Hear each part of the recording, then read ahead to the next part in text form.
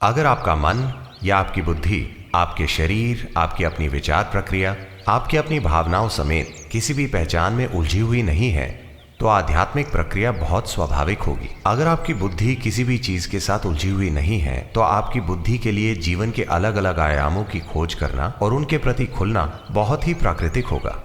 सुरक्षा पाने और खुद को बचाने की कोशिश में आप किसी चीज के आधार पर अपनी पहचान बना लेते हैं, वरना पहचान बनाने का और कोई फायदा नहीं है। कृपया देखिए, आपकी पहचान आपको किसी चीज से जुड़े होने का झूठा बोध कराती है जिसे आप वैसे भी एक दिन छोड़ देंगे।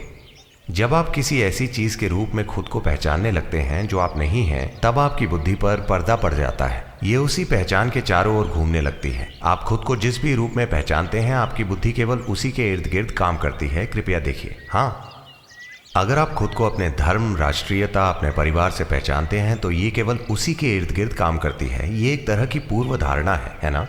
एक पूर्व धारणा वाला मन देख नहीं सकता, एक पूर्व धारणा वाला मन जीवन की सच्चाई प्रकट नहीं कर सकता। बस इतनी सी ही बात है। जब मैं पूर्व धारणा कहता हूं तो मेरा मतलब कई अलग अलग स्तरों की पूर्व धारणा से है। नहीं, मैं बहुत ही खुले मन का हूं, मुझ में पूर्व धारणा नहीं है। ठीक है, आपकी पूर्व धारणा बहुत फैली हुई है।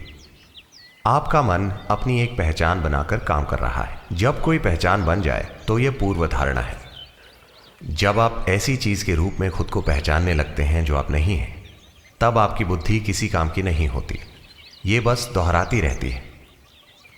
So this repetitive intelligence is what we are referring to as karma. तो इस दोहराने वाली बुद्धि को ही हम कर्म कहते हैं।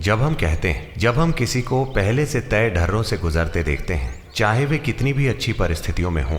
आज सुबह सूरज बहुत अच्छी तरह से ऊपर आया पर कोई दुखी है। फूल खिल रहे हैं, मौसम अच्छा है, सब कुछ शानदार है, पर कोई दुखी है। तब हम कहते हैं, अरे ये उसका कर्म है। हम ये क्यों कह रहे हैं? ये उसकी अपनी करनी है, क्योंकि उसने ऐसे पैटर्न बनाए हैं जो खुद को दोहराते हैं। वो सूर्योदय का आनंद लेने में सक्षम नहीं है, वो सुंदर मंद हवा का आनंद लेने में सक्षम नहीं है, वो फूलों की सुगंध लेने में सक्षम नहीं है। उसके कर्म चल रहे हैं। उसके सिर में जो चल रहा है वो उस पर राज कर रहा है। ये कर्म है। कर्म का अर्थ है करनी, आपकी करनी, या दूसरे शब्दों में जीवन का आपका अनुभव 100% आपकी करनी है। ये किसी दूसरे की करनी नहीं है।